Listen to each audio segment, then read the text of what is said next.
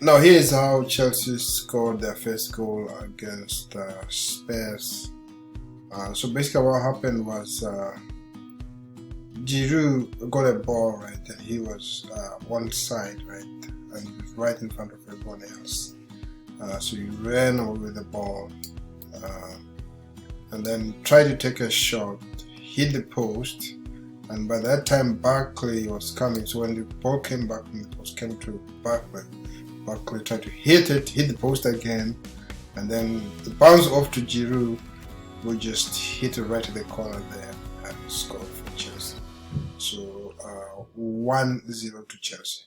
Thank you.